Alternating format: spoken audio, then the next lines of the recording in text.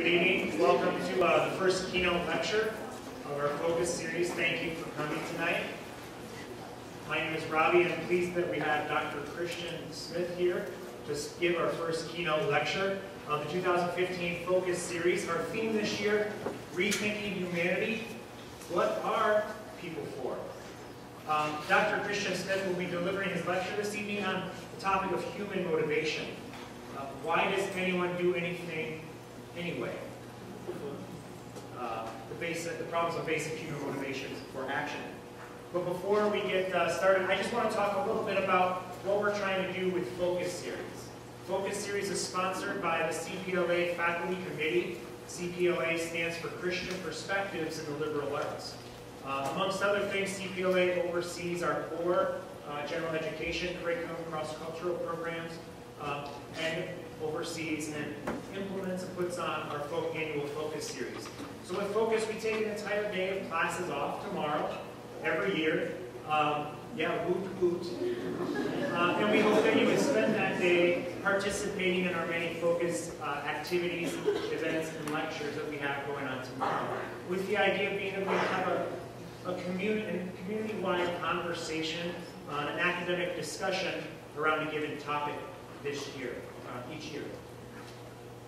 That conversation and discussion can't happen if you don't participate by getting up early to attend that 9 a.m. faculty workshop. At 9 a.m. we have faculty workshops, 5 faculty workshops going on. And then again at 1:15 we have our 5 more faculty doing additional workshops around the topic of rethinking humanity.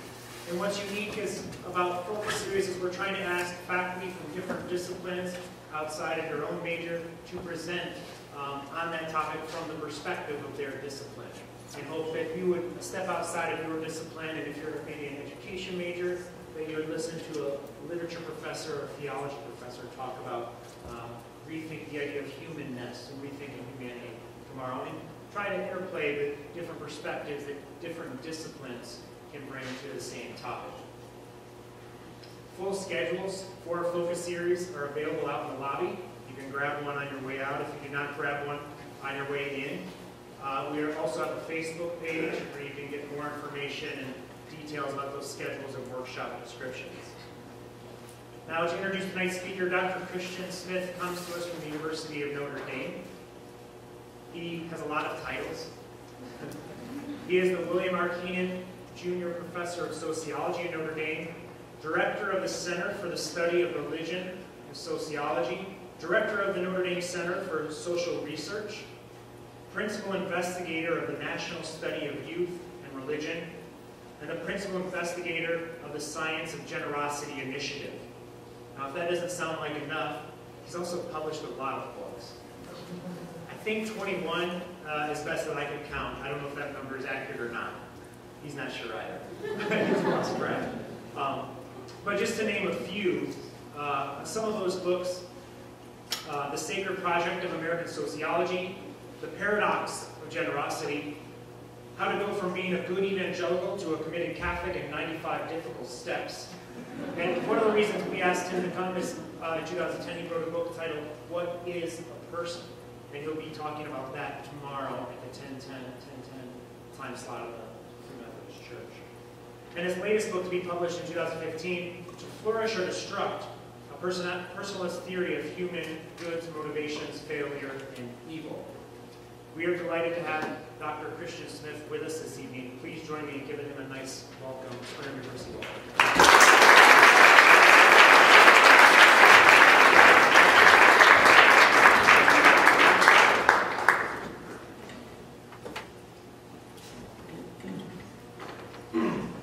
Well, thank you very much for that introduction. Thank you all for coming out on this cold Tuesday evening. I'm honored that you're here. I'm very impressed, especially those of you who are students.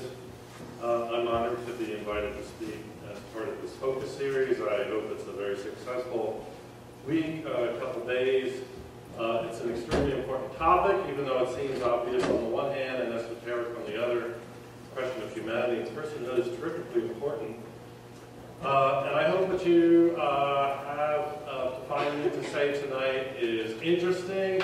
I'm telling you it's important, so I hope you find that you realize it's important. but I also hope you find it interesting and perhaps useful in some way. I first started thinking theoretically about the question of personhood when I was a college student at Gordon College in Massachusetts, circa 1982, in an advanced sociological theory class. My professor assigned a book by a professor of psychology at Hope University, just west of here, named David Myers, and the title of the book was Preserving the Person, and it was about how different social science theories have images of human personhood that distort and dehumanize us human persons, and the need to defend a more robust and, in his view, Christian view of human persons.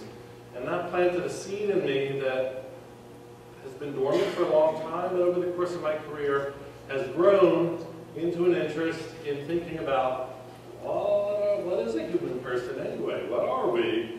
And it turns out that that question is terrifically important in all social sciences, I think, in our own lives, in morality, in politics, in thinking about what makes a good society. It's an absolutely central question, what is a person?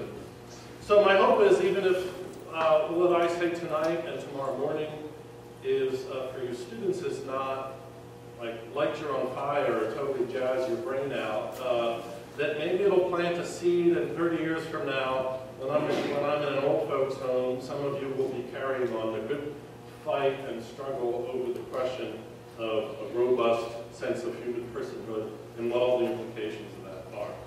So that's me saying thank you for having me here, and look forward to the talk. So what we're focusing on tonight is the question of motivations, and as I'm going to explain, basic human motivations. So we all know what a motive is, or a motivation is. If a crime is committed, one of the things we want to ask is why? If we're trying to figure out who committed the crime, not just did they have the ability to do it, how could they have done it, but why would they have wanted to commit the crime? And more broadly, the question of motivation is why do any of us do anything? Why are you here? Why am I here? Why did you have dinner tonight? Why do you have a boyfriend or a girlfriend? Why do you wish you had a boyfriend or a girlfriend? What are you doing in college? Why do you treat your family the way you do, however that is? What are we doing? And why are we doing that instead of something else? That's the question of motivation. And as I'm going to describe, the question of basic human motivations is what underneath all of our motives are the most core, the most essential motives that we share. That we do them for their own sake, not because it'll get us something else, but because that's what we want in and of itself. All right, so that's the question I'm going to address tonight. The two big questions are, what, if any, basic motivations and interests generate and direct human action? And the second question that, in my account, is related to this is, what is by nature good for human beings? Is there anything that we can say about humanity that certain things are just good for us? They're human goods. And you may think, that's not a good, but then you would be wrong, because it is true that it's a good. So that's the question. Does humanity have any good? Anything that's a basic good for all of us? Or that constitute real human goods that, by my account, promote flourishing. That is, the more of the good we obtain or realize or achieve, the more we thrive as persons, the more we flourish, the happier we are if we get more of that good. So those are the two related questions I'm going to address in this talk. Why does it matter? I mean, at one level, people do whatever they do because they do it. Each personality has a different set of motives, a different set of interests. People do what they think is good for them. Isn't that the obvious answer? Well, at some level, yes, but it's more complicated than that. And furthermore, the consequences of coming up with a good theory of basic human motivation, the consequences are really significant. If you, depending on different answers you give to the question, produces different consequences for outcomes. So there's a lot of reasons for it. If you're a social science major, for example, you're trying to understand one way or another human activity, human doings, human thinking, human psychology, human interactions, human institutions, whatever. And beneath or behind every explanation you will give will have some implicit or explicit theory of human motivations. Because you can't explain anything about what humans are doing without some assumption they're doing something for some reason or reasons. Whether or not we think that through systematically, it's the case we have some model operating. And so it's better to think out, what do I really think people are doing, why they're doing what they're doing? What is behind human motivations? Is it just this absolutely random collection of everything and anything? Or is there some logic? Is there some order? Is there some deep systematic rooting behind and explaining what people are doing? Now, that's one reason we'll do better social science, but another reason I want to focus on is this has consequences for building societies, relationships, and institutions that promote the human good, that promote human flourishing. So my thesis here is if human beings, by nature, and I'm going to stress this point, by nature, if human beings by nature involve or have some basic goods, interests, and motivations, if that's true, then that enables us to specify the personal and social conditions necessary for human flourishing. That is, if there's a set of things that are just human goods for everyone, they're good for humans, then, and if we can figure them out, then we can start to think through, well, what kind of life would lead to the realization of those goods, and thereby produce a good life? What kind of society would enable humans to realize human goods, and thereby would be a good society? We all know there are some better and worse societies. We might say there's some really good societies, and there's some completely crappy, horrible societies. And one way to think about that is a really bad society is one that doesn't enable people to flourish. It doesn't enable them to achieve what's good for them. It oppresses them, it dehumanizes them, it destroys them. One way or another, that's what we think of a bad society. So a good society is one that enables its citizens to thrive, to flourish. But how do we know what it means to thrive, to flourish, if we don't have some other account of what's good for people? What is in their true interest? And that relates to the question of motivations. Then this says, dash, linking is and ought. I'm not going to spend a lot of time on that, but we have, as moderns, since David Hume, or a misreading of David Hume, have been taught the is and the ought are disconnected from each other. That is, statements about what is cannot tell you things about what should be. Descriptive statements are entirely divorced from prescriptive statements. You got that? The way, just saying, here's what it is, that doesn't tell you anything about what should be. Well, I'm here to just challenge that and say that's a modern misnomer. It's, first of all, it's a misreading of David Hume. It also doesn't make sense. But there's much more involved in is statements that have to do with ought statements and normativity. And there's much more that have to do with what's good and how things ought to be that is based on an understanding of what actually is. But that modern is-ought divorce is a big problem, and we need to try to pull those back together. And one of the things that thinking about what is a person, what are personal goods, what are in people's interests, is a step toward sort of reuniting the is and the ought in the world. I'm not saying is and ought statements are not distinct. They are just different kind of statements. I'm just saying they shouldn't be radically divorced from each other. They actually do and need to inform each other, or at least that's my approach. If it's not the case that human beings involve or have basic goods and interests and motivations, then what do we have left? I mean, consider the possibility human beings just want what they want. They're after whatever they happen to be after, because who knows why?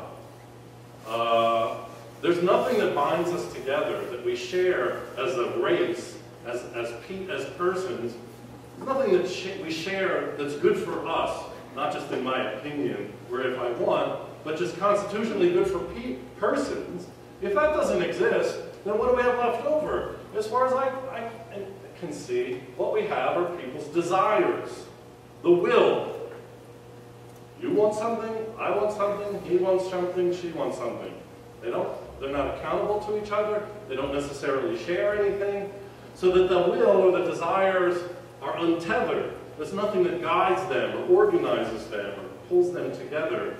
And in that kind of world, I don't have the time to develop this all out, but in that kind of world, basically, I would submit to you, which is a phrase that I hate, but I'll do it anyway, and that is, you have something like the Nietzschean will to power. Nobody's accountable to anyone or can rationally explain why this would be better than that. So you want something, I want something, they want something, the other wants something. Everyone should try to get what they want, and whoever has the most power will get that. That's a completely different world than one where we can identify what's good, our common personal goods, if that is in fact the case.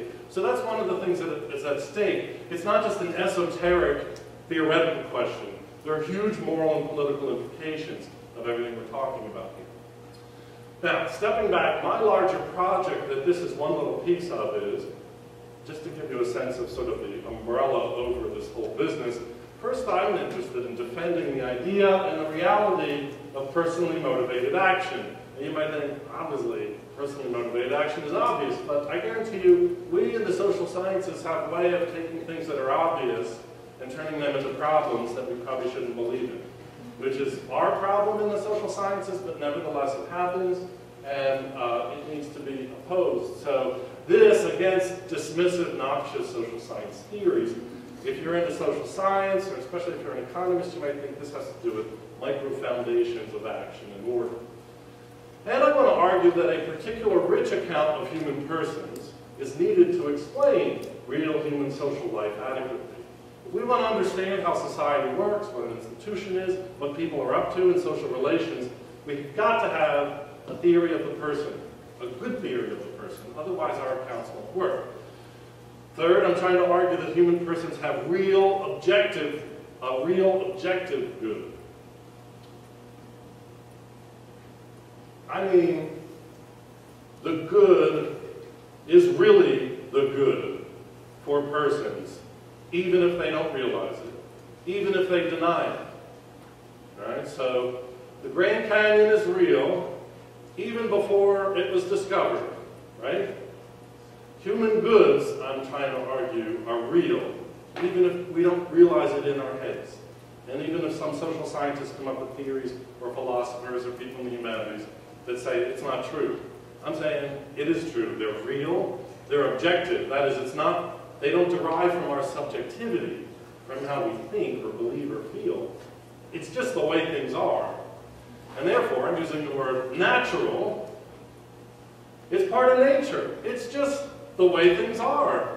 Humans are a certain kind of thing, creature, animal, whatever, and that it so happens that in the nature of things and the structure of reality, or what you might think of as natural law, humans have certain things that are good for them, that are in their interest, and that give rise to their proper motivations. The word telos here has to do with an end, like the destination, where things are headed. So humans, I'm saying, have a natural goal, or end, or destination toward which all of our lives are oriented. Even if we're terrible at achieving that end, even if we fail, even if we completely ruin ourselves, we can't escape the fact that there's a real, objective, natural end orientation of all of our lives. That's my argument, anyway. I'm interested in showing how humans' goods and interests and motivations relate to each other. These are ideas that in social science, different people will talk about motivations or interests in different ways. I'm trying to show that they all hang together. I'm trying to develop coherently connect the above with a eudaimonian personal and social ethics. Eudaimonian I take from Aristotle. It's a Greek word that is often translated problematically as happiness. But the idea is, more richly in English we would say flourishing. So a eudaimonian ethic is one that is understood as how we should live, is that which will promote flourishing, or thriving, or human well-being, or happiness. That's what Aristotle said. Everybody's in the end, why everyone does anything is to try to be happy. Only our idea of happiness is a lot shallower than Aristotle's idea. But be that as it may, if you ask somebody why they do anything, and you keep asking, well, why do you do that? Because of this. Why do you do that? Because of this. In the end, Aristotle says, you will always end up with the same core rock bottom answer. Well, I want to be happy, or I want to thrive, or I want to flourish. And so I'm adopting that general approach in terms of personal and social ethics, and I'm trying to connect it to all this other social theoretical work I'm doing. And finally, I'm trying to explain how human destruction, including self-destruction, and malice, and evil are so prevalent if human action is indeed fundamentally oriented toward the realization of genuine goods. So not every theory has this problem, but my theory has the problem that if I say all human beings are naturally and objectively, teleologically oriented toward achieving goods, things that are good for humanity, then the problem is to explain, why is it that we fail so often? Why is it that we destroy others? We destroy ourselves. We often achieve anything but what seems to be good. And sometimes we're positively evil and destructive, and full of malice. So how can my general theoretical framework explain that dark side of things? This is the project that I'm trying to do. So just in terms of laying out conceptually or schematically, what I'm trying to do is starting off with a descriptive and explanatory sociological theory, connecting that to philosophical anthropology, that is not the discipline of anthropology, but the philosophical question of what is a human. Connecting that to broad-ranging theory, connecting that to normative personal, social, and political ethics and moral philosophy and even theology. And all that connects back to sociological theory. So the standard division of the social scientists do their thing and people in the humanities do their thing, I'm trying to say, there's much more interconnection. We should be able to have one realist, integrated sense of what reality is and how it hangs together, and how we think theologically and philosophically and even in literature and so on should be connected to how we think and explain how the social world works. Okay. All this is developed in a forthcoming book called To Flourish or Destruct, and that builds on two previous books, Moral Living Animals and What is a Person. Now, the standard social science accounts of humanity, as I read through the social sciences, and particularly in sociology, and I begin to interrogate the different approaches and theories in schools and say, what are they assuming a human person is? And what motivates a human person? There's a small handful of basic images or theories that I think most social science accounts can come down to. One is it says, well, humans are dependent norm followers. We're born as babies. We're completely dependent on the adult world around us. The adult world around us socializes us into certain normative facts. You should do this, you shouldn't do that. And then we grow up and basically live by those norms, unless we're deviant, and then we're punished. But that's the basic model. That essentially a human is a dependent, a blank slate almost, that society imprints its normative expectations on, and then as we grow up, we sort of live out what we're told to do. That's one model in the social sciences.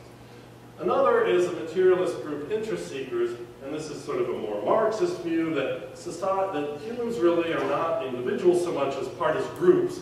Those groups have conflicting interests, and so they're always in conflict and struggle and war against each other to try to get security and advantage and power over and above each other to subjugate another who they can dominate. This would be a Marxist theory or a conflict theory or something like that. Another approach is rationally inquisitive individuals. This would be the presupposition of a lot of neoclassical economics, but also rational choice theory, social exchange theory, and that is each person is a distinct individual who's a fundamentally rational, oriented toward their own self-interest, trying to maximize pleasure. Ultimately, it's a utilitarian theory, and everyone is just going about making exchanges, and the social life is nothing but a whole series of markets in which people make exchanges with each other to get as much as they can for their own personal individual benefit. That's another model. Yet another model is communicative, interactive meaning makers. So this is hermeneutics, or symbolic interactionism, or dramaturgical theory, or whatever. Basically, it's not so much about benefits and costs and gain and power. It's more about meanings. And so human social life is really this ongoing performance of meaningful interactions between people to try to define situations, to agree on what's real, to communicate what is meaningful to one to another, to defend one's sense of moral identity. I'm a good person, and you agree with that, right? So that's the fundamental motive of human life, according to that approach. More recently, kind of this postmodern autonomous self would blow all that up and say, there is no essential anything. Human persons are just essentially, in the end, vacuous sites where different forces of power interact, and people can construct themselves and reconstruct themselves and present themselves and get tattoos and change their hair and be somebody different the next week. And there's nothing essential there. There's no there. It's just whatever tribe you're in, however one wants to present oneself. And the motivations are just, I'm not quite sure, to be autonomous, to not be dominated by the authority system. It depends on the postmodern theory.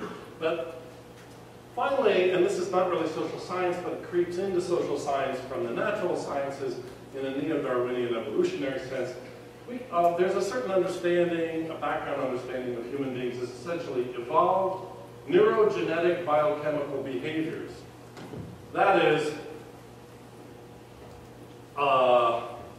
you're just the outcome of a long evolutionary process that has formed your brain and my brain in a certain way. We have certain biochemicals going on inside of us. We're set up neurologically in a certain way, and we just behave for certain reasons that are just kind of biologically determined, or tendencies that have been selected upon for purposes of reproductive fitness over the vast millennia of proto-human existence and human existence. That's basically saying, you can explain everything from a neo-Darwinian point of view, not these other principles. So, as far as I can tell, nearly everything going on in the social sciences assumes or promotes one or more of these images of humanity. I think they're all grossly simplistic. They all have some truth in them, but they're seriously inadequate. So I'm trying to propose an alternative that's much more robust. I think it's more complicated. Social science doesn't like complication, it likes oversimplification, which is part of this problem, again, because the world isn't simple. But I'm trying to promote an alternative that, using the language of personalism, that is saying human persons have got to be at the center of all of our explanations, and a particular understanding of what a person is has got to be described, and that has got to be the basis for everything that we explain in social sciences. And in the case of motivations, I'm talking about human persons as natural goods seekers. Okay, so it's not this stuff, though it can be related in some ways, for example, rationally inquisitive individuals. But my account of what is a human good that people are seeking is much thicker than the utilitarian pleasure and pain that often gets assumed by the rationally inquisitive rational choice theory. So, what I'm arguing is that people are not just doing whatever, or any of the things I just listed, but are either well or badly oriented in action toward the pursuit of human goods. That there is a natural, objective set of goods that are good for all of humanity. And everything we're doing is oriented toward those goods. Now, we can be really good at achieving those goods, or we can be horrible at achieving those goods.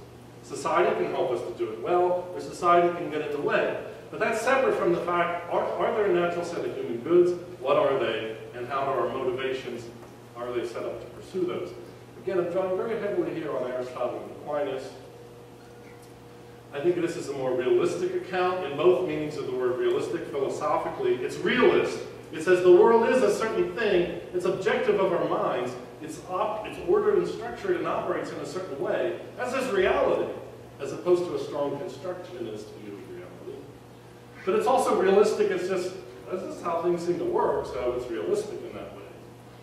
And it brings to sociology, I think, a coherent normative and moral perspective on human life.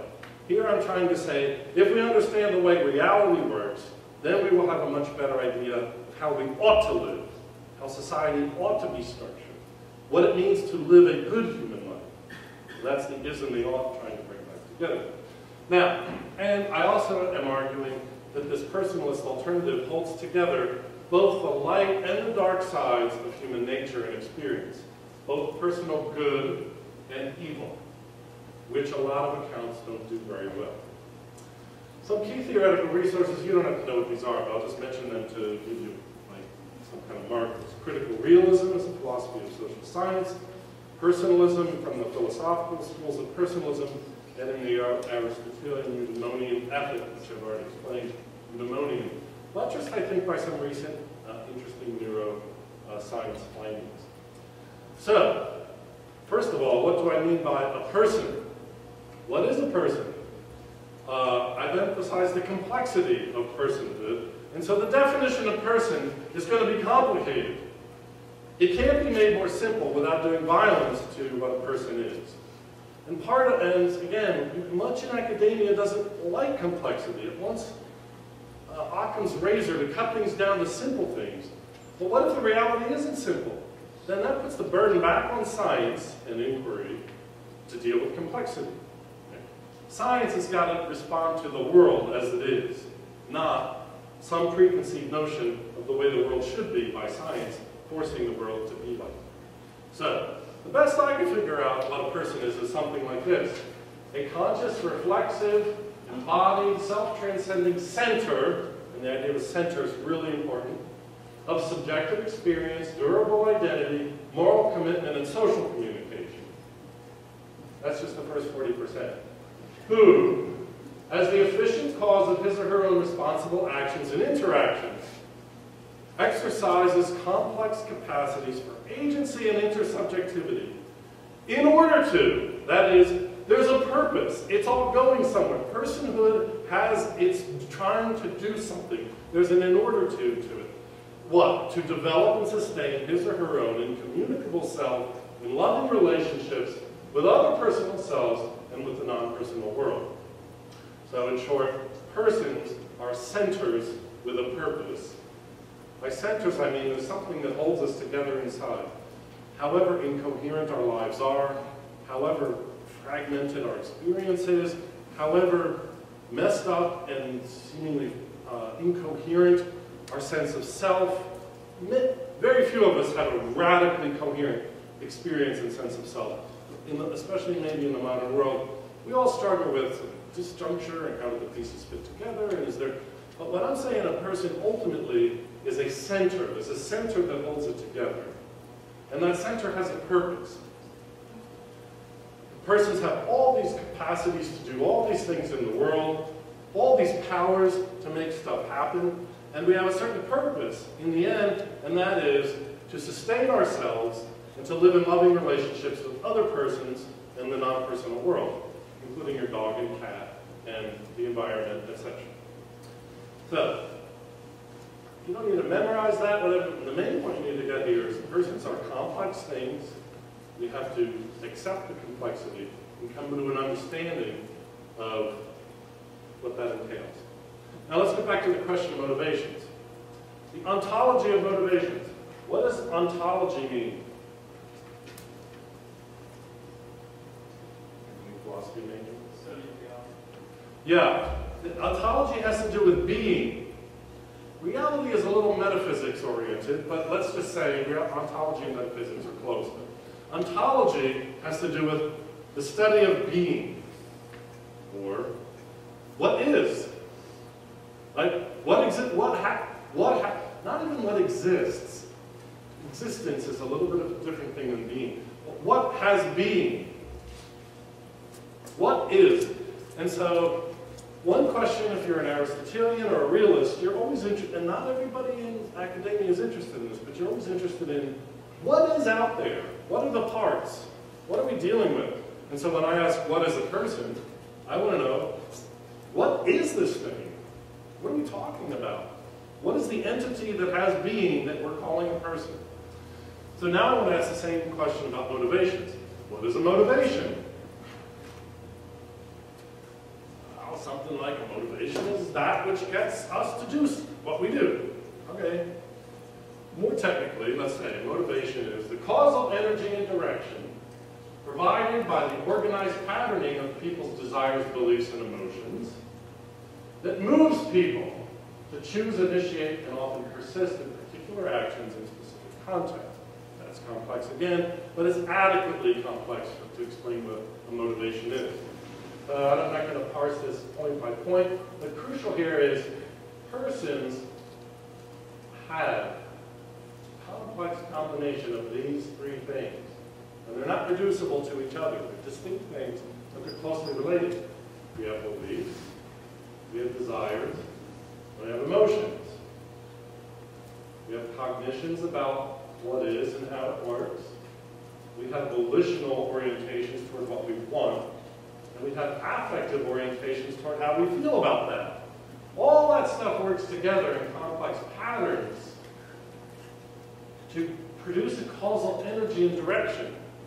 So anything that motivates you or I is basically what it is some kind of conglomeration of beliefs, desires, and feelings that give us an energy and a direction to say, I'm going to do this, I want to do this, here I'm doing it, in particular contexts. Okay? I'm arguing the human capacity and the propensity for motivated action is not accidental, it's not socially constructed, and it's not externally imposed. It's not that people are born into the world motivationless, with no software, just a piece of empty hardware. I'm saying it's intrinsic to human personhood itself to be motivated, to have certain motivations and orientations toward motives. Motivations are grounded in the real, multiple, and interacting natural powers. This is the nature of things. It's interacting natural powers and tendencies of human personhood. So it doesn't come from the outside.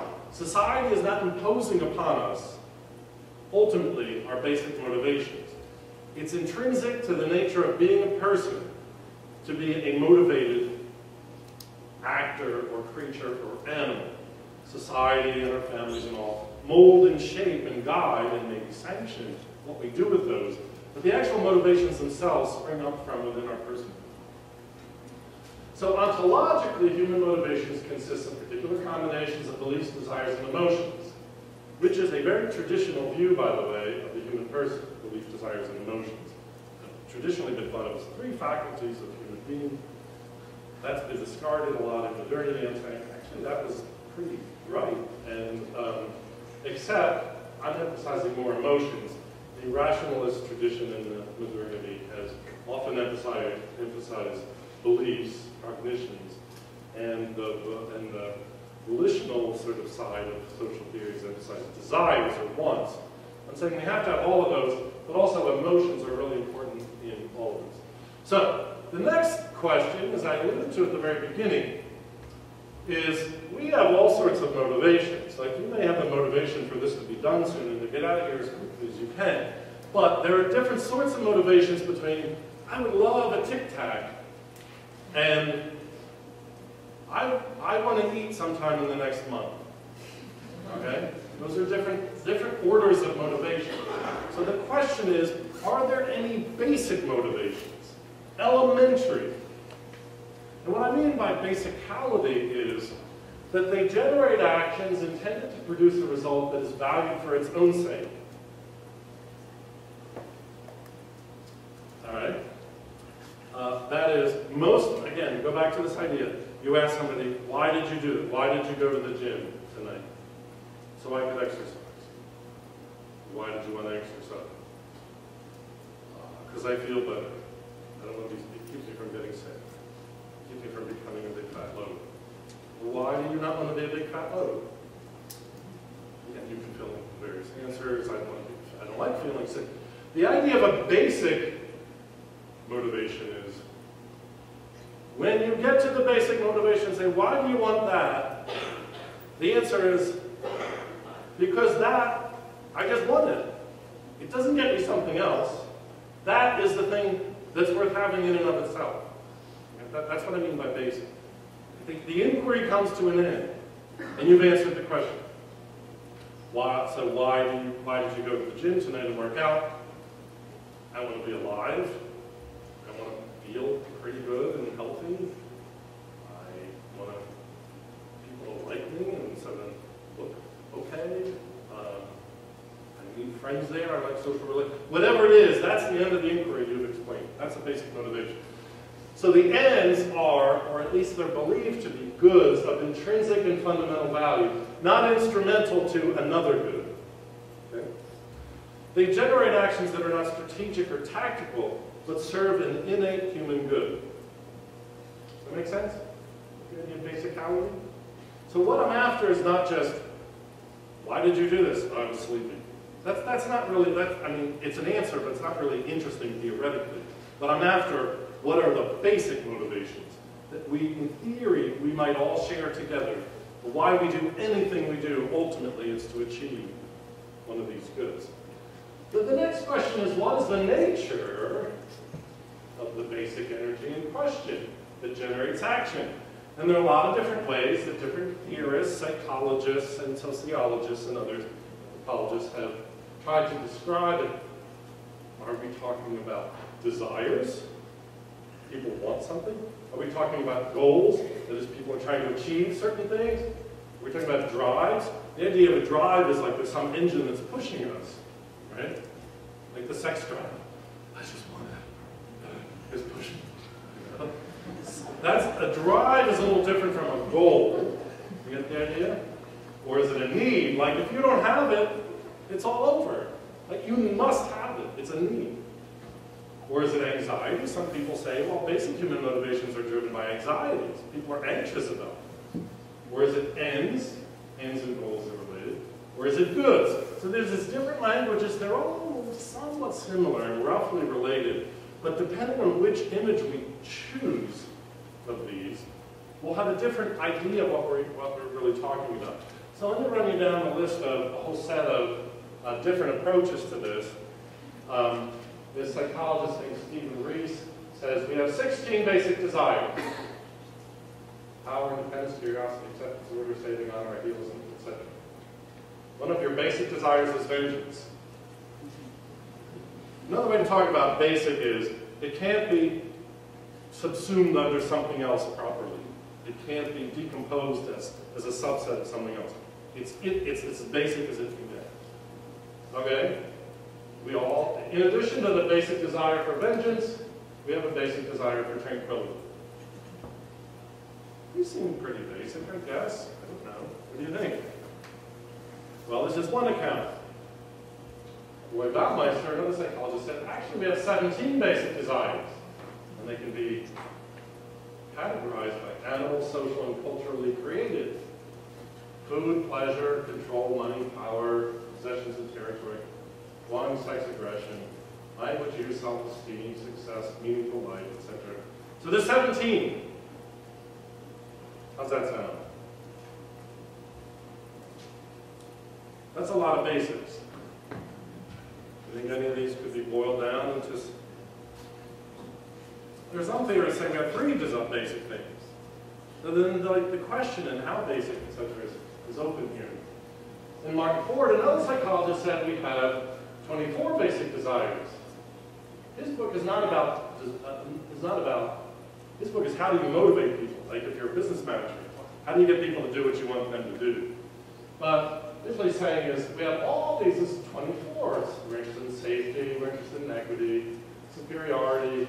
I don't know how superiority and equity go together, but we all have these basics. Anyways, unity, transcendence, happiness, etc. So these are a lot of basic desires. Then you go back to Abraham Maslow, who I'm sure you've heard of, says we have 5. I think at one point you said maybe 6, but let's stick with 5. Self-actualization, esteem, love and belonging, safety, physiological needs. You start off with here. First you have to breathe, and eat, and drink. And then you have to feel like you're safe. And you work your way up to self-actualization. Another psychologist, Michael Argyle, talked about 6, dependency, affiliation, dominance, sex, aggression, self-esteem. And you can see, by the way, that some of these could be in tension with each other. Like desire for affiliation could easily be in tension with the desire for aggression and dominance. Like, I want to be part of you all, but I'm in charge. and I can't stand you, so let's have a fight. And so this could actually explain a lot about human existence if it were true, but the point of this, none of this is right or wrong. The point is there are lots of theories about basic motivations that are construed as different things. Here's another sociologist that says, really, human motivations come from 4 basic anxieties. The anxiety is to not be isolated, to not be dependent, to not be insecure or lose relationships, and to not stagnate. And so that the motivations are belonging, recognition, affective comfort, safety, warmth, and confidence, understanding, agency, mastery. So now he's saying there's only 4, and that they're not drives or needs. They're sort of psychological, deep psychological anxieties that people are desperate to overcome or to avoid, and that's what gives rise to everything everyone does. And you have an interesting philosopher named John Finnis that says we have 7 basic goods. So he's getting away from the idea of needs, desires, anxieties, drives, goals. He's saying basic goods. This is the road that I go down. And he's saying this is by natural law. It just is. And his argument for his list of 7 is, even to have an argument about one of these things presupposes that all 7 of these things are in place. And you can't even begin to evaluate one without presupposing that this is the case. Whether you buy that or not, I'm just sort of giving you that kind of argument. Well, one is a natural law. Good is a good of life, a good of knowledge. So for example, you say, how do we know that knowledge is a good? Well, that's interesting. Presupposes that we want to know what the good is. You get that? That's an example. Play. This is an interesting one. A lot of them miss this, but it's sort of like, it's just a good to just play. If somebody says, why are you out there throwing that frisbee around? You don't have to say, so I can impress somebody. You just say, it's just good fun. It's its own value. Aesthetic experience, sociability, practical reasonableness, religion, which really, religion is the wrong word, but that's what he uses. So, all right, so you get it, there's all these different theories. Now, after you take every theory you can find, put them together, it seems like they all disagree. But actually, if you start to line them up, you see there's a certain set of patterns, and they all start to fit together. So here's me imposing kind of the passions order on all this. But if you take every theory and spin out everything it says, they all start to thematically fit in these different cells that all end up having a set of commonalities across the top. Or at least this is the move that I made. And so I end up with this account. I think that there are 6 basic human goods that give rise to human interests, that give rise to all of our motivations. Bodily, survival, security, and pleasure. Knowledge of reality. Identity, coherence, and affirmation. Like, all right, I'm not going to unpack all these because I don't have time. Exercising purpose of agency. Moral affirmation, that is believing one is in the right. I'm not saying doing the right thing. We often do the wrong thing. People do the wrong things all the time. But we have this basic need to believe somehow what we're doing is in the right. Have any of you seen that demented movie In Bruges? Oh, please. Somebody, okay, good. In the end, what's his name? Harry, who's played by Ralph Fiennes, is that his name? Voldemort. And I can't give it away, that would ruin the movie. Anyway, you see, at the end, for purposes of honor, Harry does something that's crazy, but he believes he has to because of the basic good of moral affirmation. I'm sorry for that tangent. You should all see In Bruges. It's full of the F word, but if you get over it enough and understand the Irish accent, it's all about purgatory and the last judgment. Are people accountable for what they do wrong? It's interesting philosophical. Anyway, why am I wasting time on movies when I have like 5 minutes left? But the last one is social belonging and love. My claim is we all have 6 things that are irreducible. None of these are another version of something else. They can't be compacted as something else. That is, the good of just knowing things is not the same as moral affirmation or social belonging. These are just separate things. Meaning, and this explains why a lot of our lives are so complicated and difficult, we're trying to achieve 6 different things at the same time. Sometimes achieving them works together well. Sometimes achieving one seems to pull away from achieving another. I'm not going to, again, I don't have time, but the basic idea here that I'm arguing is all human motivations spring from the inescapable, natural, objective human orientation to achieve or realize one or more of these natural goods. That's what all humanity is trying to do with everything we're trying to do. Again, we may do it really badly, we may be terribly misguided. Our culture and society may completely screw us up in how we do it. But that's what we're trying to do, ultimately. If that's the case, as I said at the beginning, that enables us to think rationally about what is a good life then? What would it mean to live a good life? Or good lives. Not that we have multiple lives, but different ones of us could have different kinds of good lives. And what would a good society look like? A good society would look like one that enables its members, all of its members, not just some of its members, to as much as possible realize these 6 basic human goods. Well, why is that good? It just is. I mean, what are you talking about? We're not talking about raccoons, we're talking about human persons. This is what's good for us. That's what we should be trying to do. See how that normative statement, ought, should, is grounded in the is statement. This is just what we are. That's very complex, but I'm not going to. Now, the 6 basic human goods give rise to what is in our interest. It's in your interest and mine to achieve those goods. And that gives rise to our motivations. And then we have lots of motivations that are innumerable, complex, interactive, temporary, developing, secondary and tertiary, meaning we have basic motivations. They give rise to secondary motivations.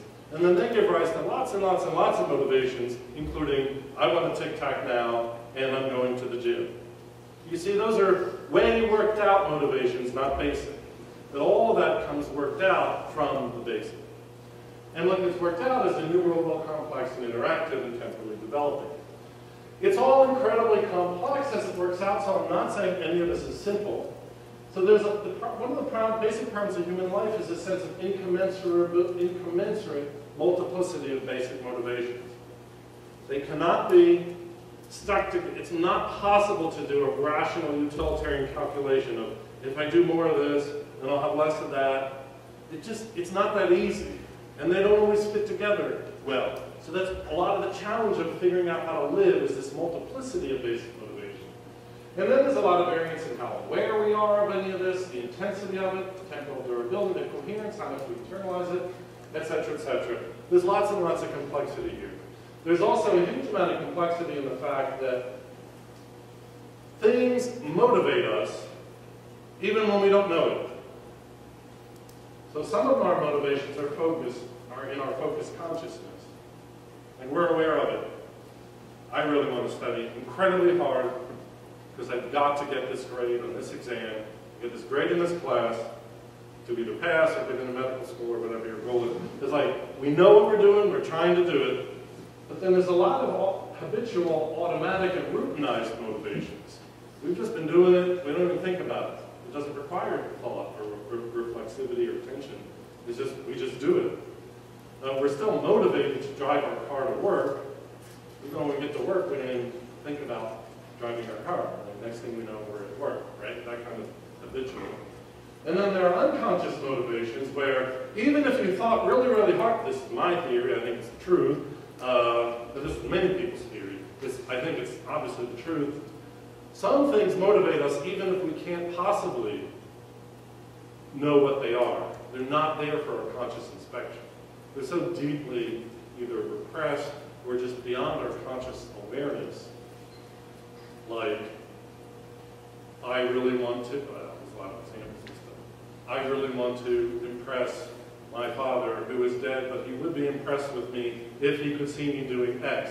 We don't walk around thinking, I'm studying for this test for Dad, but it's just, or something happened to me when I was young that was a man, and that had so traumatized me, and I may not even remember it anymore, but I know there's something about men that weirds me out, and I'm just not talking about it. Right? So some of our motivations are beyond inspection. Some of them could be inspected, but they're just habitualized, and a small number are focused in our consciousness. That really complicates all of this business. Are they coordinated in any way? Yes, and I'm arguing the natural human good end and drive, the telos, to actualize and realize personal human flourishing. So I said we have 6 incommensurate basic goods. It's hard to figure out how to realize them together. Is there anything that coordinates them? And my answer is yes. That is, they're all oriented toward eudaimonia, flourishing, thriving, happiness. The more of those goods we realize, the more flourishing of persons we become.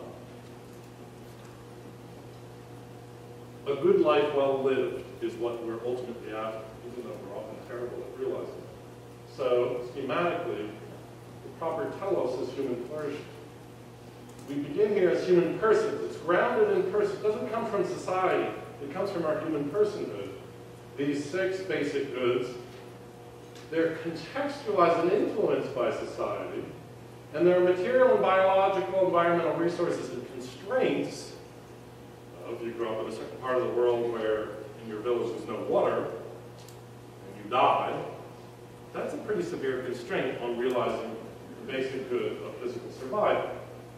So we deal in a material world that influences us, and a social world that influences all this. But what's being influenced is not created by that. It comes out of the human person, and it's always moving toward human flourishing. The basic model here, then, is we have these ontological natures of our personhood.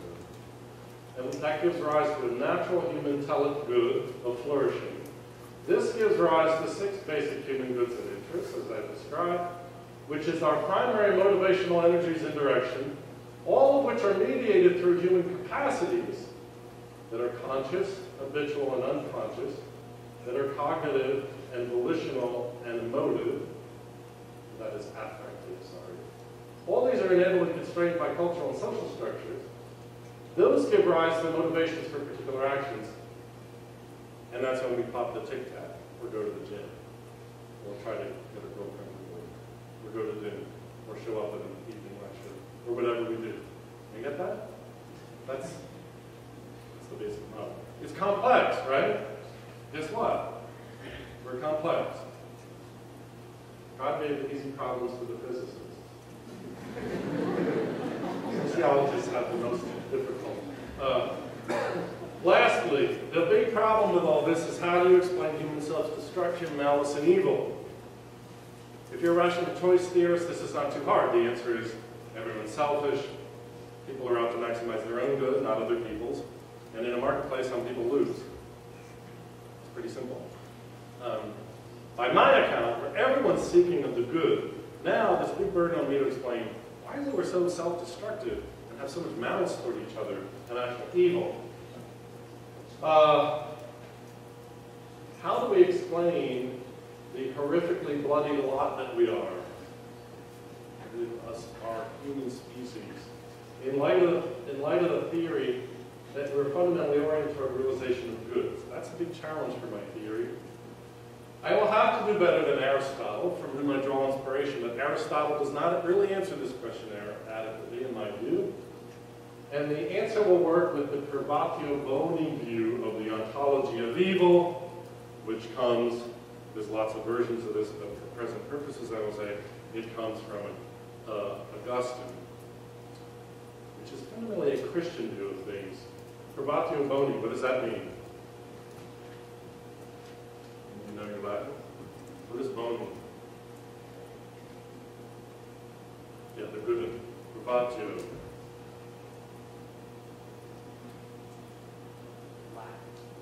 Lack, yeah, privation.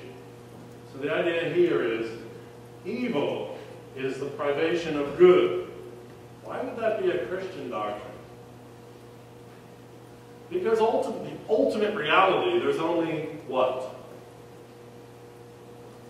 God. And God is only good. So where does evil come from? We're not Manichaeans. We're not dualists. You have the good God and the bad God and they're constant struggle. We're not good forces and bad forces are eternally in struggle with each other.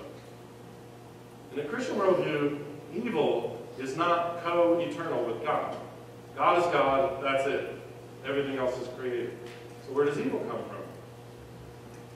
A very, very strong theory in Christian thinking is evil doesn't exist in and of itself. Evil is the privation of the good. It's when the good is absent. And then I sneak in this directly. You get that? Now, this is all huge philosophical stuff. I'm saying if we're trying to understand self-destruction, malice, and evil, I think we're going to have to go with a theory that says it doesn't exist out there. You see how that maps onto my theory of all human action is oriented toward the good? They're all sort of line up with each other. So anyway, in this book that's coming out, I try to, whether or not it succeeds, I don't know, but this is the kind of argument I make. I hope you see once again that I'm working with everything, or in theory I could work everything from sociological theory, what is personhood, broad-ranging social theory, down to ethics, moral philosophy, theology, and that all these things hang together. It matters for lots of reasons, but in the end, I think it matters because if we want, in the end, one of the reasons it matters, if we want any clear sense of what a good life looks like, that's rationally compelling, that is, you could have a discussion with somebody else about it and persuade them, and not just be an arbitrary, well, you have your good and I have my good, well, take your cookies and go home. But actually, we figure out together, what would a good life look like? And you have good evidence and arguments for it. We have to have some notion of what a human person is and what is good for persons. I'm arguing. And if we can get that, then we can also help start to figure out better what is a good society, which in the world we live in today is a huge open question. Okay, thank you all for coming. I believe we have some time for Q&A, perhaps? Yeah, we have a few minutes for questions.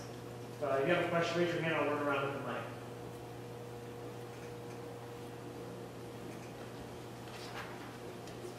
Why are you motivated to have no question?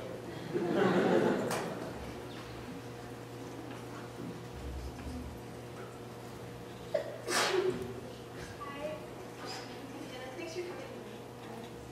How are you? Yeah. Hi. So my question deals with you said there's 6 basic goods. Would you propose there's a hierarchy to them, sort of like Maslow? Because it seems to me that because you talk about social belonging and basic security, and those can be incompatible. Yeah, that's a good question. They're not all equal in the sense of some of them precede the others. If we don't have bodily life, we can't have knowledge of reality. So that seems very basic. But I wouldn't set them up in Maslowian terms like, once you achieve one, then you can move to the next, and I think it's more complex and messy than that. So also, in number 1, that includes like bodily survival, but also bodily pleasures. But we know some people can achieve massive social belonging, knowledge of reality, moral affirmation, and live lives of a lot of deprivation of pleasure. Sometimes imposed on them, and sometimes imposed on themselves. They're ascetics. They want to not have it. So the answer is somewhat. And I don't have the details for it. But some clearly achieving some clearly presuppose achieving the others. If we had no knowledge of reality, it'd be pretty hard to have social belonging. Because you wouldn't even know, who are you? Do I remember you from yesterday, etc. So, somewhat, but not rigid. Good question.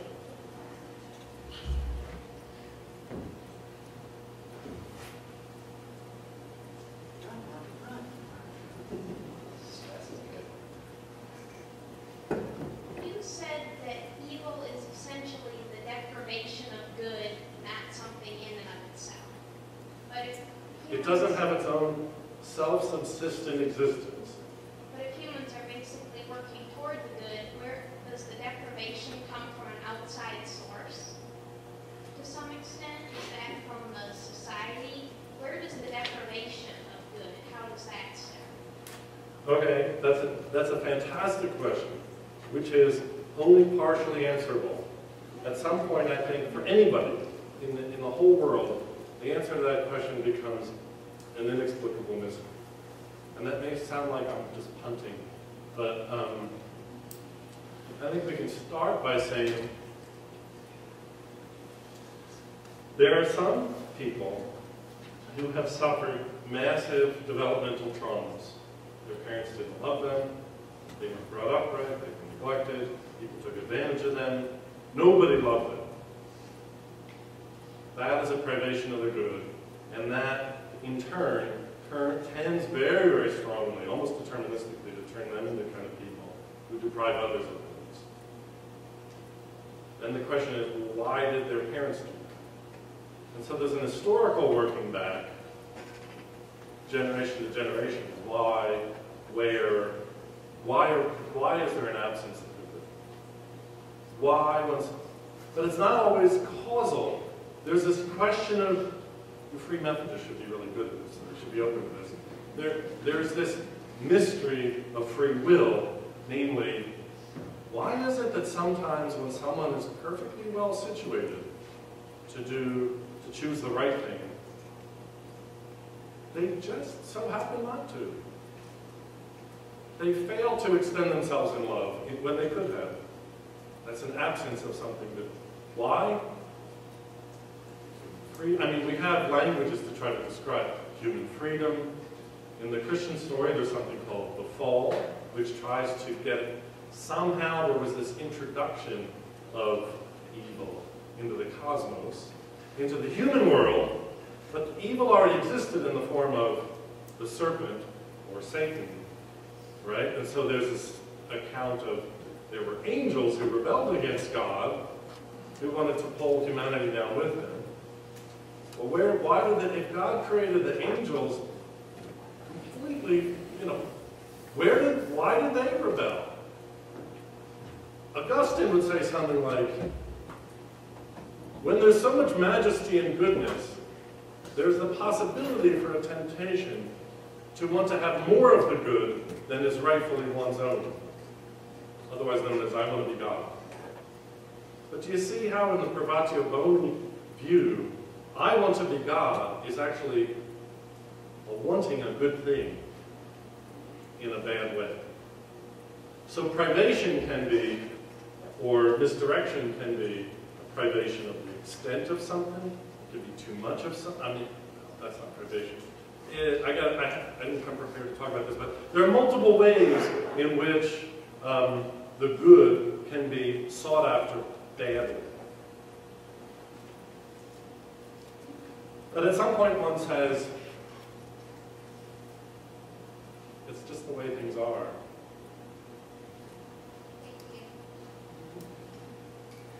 As far as I can tell, how else do we explain evil? Other than saying there's an eternally good God and an eternally bad God, or cosmic forces that are yin and yang or whatever that are eternally struggling against each other. That's one, but that's not Christian. So I'm caught by several thoughts kind of running through my brain. Part of it's just the vocabulary of the word good as compared to the word goods. Yes. The plural would suggest kind of a fixed pie, a scarcity model that there's, if I'm going to maximize my goods, then I have to look out for not maximizing your goods. And good seems to be different. If I take a rational choice or a materialist focused kind of position, I can understand how either of those would need to be in a certain place. How are you conceptualizing good so that it is some kind of an infinite reality that has room for all of us to pursue simultaneously? Yeah. So this is a key move that I make in the book, What is a Person? It may be wrong, but I think it's essential. Without this move, the whole humanistic tradition goes down the drain, as far as Christians are concerned. And that is, but I think it's empirically the case. It's empirically obvious to me. Anyone who denies it, I think, is insane. And that is, it is impossible after a certain amount of time, after a very little amount of time, for any person to realize their good alone. That very, very quickly, it becomes in my good to realize the good of others. Which is where love comes into all this. So, I mean, I just think that's empirically the case. If somebody says, I don't give a D-A-M-N about anybody except for myself. I mean, they're somewhere, I mean, they're not going to thrive. Who would think about people who are flourishing? They build lives where, including pulling in ever expansively the good of other people around them, is come to be understood as their own business. So that's a key move. It's impossible. So that means that goods are not zero. Sometimes empirically, there's one cake, it's this big, there's so many calories, we have so many stars. And there are zero-sum games. But in terms of the kind of goods I'm talking about, knowledge, social well-being, social inclusion, those are not zero-sum games. They can be, in fact, they generally are. I mean, why do we have a college? I mean, it's to multiply and expand and share knowledge. It's, the more we understand, the richer and thicker it all becomes for all of us. So, material matters are different because they have a fixity and finitude that most of the other things I'm talking about don't. But that's the basic answer. I would also say, I hope you see how that resonates with a fundamentally Christian metaphysic of the Trinity and God's created order and God's sharing, God's overflowing life with. It's not that God needed us to thrive, but everything is set up in a way that that's just the way it is. Even to the extent, and then the question is, who am I responsible to love? Well, obviously your child, your spouse, but then there's these concentric circles that people who are more and more thriving somehow manage to care about more. Even if there's a tsunami on the other side of the world, they empathize with those people. There's something very powerful about the idea.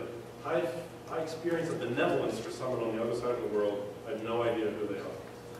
That only comes out of a certain view of them. Is that? No, Okay. I think we have time for one more question. I'm going to give it to Dr. Gordon.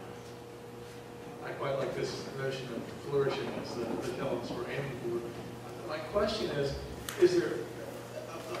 are there places where a specifically Christian notion of flourishing will butt up against, for lack of a better word, a secular view of flourishing? So if the United States as a nation engages in the project of let's be the kind of nation and society that will bring about human flourishing, how much can a Christian and secular view go hand in hand? And will there be places, and what will those places be, where they won't agree on what needs to flourish? Yeah. And there's a deep divide or incompatibility? Yeah, that's a good question. So just a couple of thoughts. One is, I do not propose my approach as sort of like the resolution of all discussions.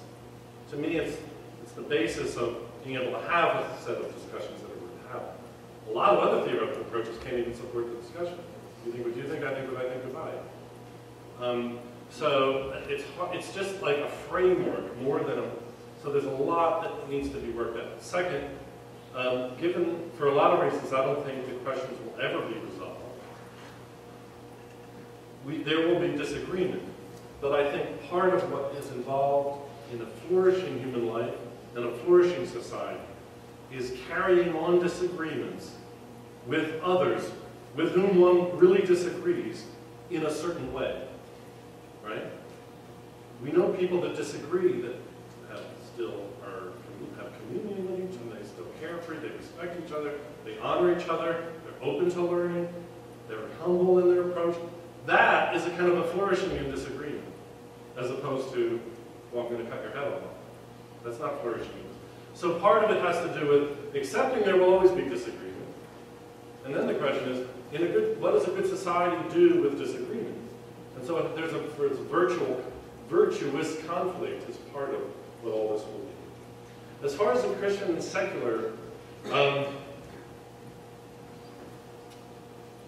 I don't think this will solve, I mean, there will be intractable problems and policy difficulties and so on. I don't want to overpromise what this can do, but one of the things that's appealing to me about personalism is it recognizes however our cultural differences are, whatever our religious differences are, we still nonetheless share a common humanity. Though, as the postmodernists say, it is not the case that the differences go all the way down. We are all still human persons together. And so if we share all these human goods, and that creates the possibility of having, not the guarantee, of having reasonable, rational, virtuous arguments together, with the potential to possibly rely on persuasion with evidence and arguments instead of violence and force. I like the, without denying the differences among humans based on religion and culture and value, I like that it doesn't make those differences ultimately absolute. It still recognizes we share the common humanity, even with all sorts of other people. Well, thank you. Let's give Dr. Smith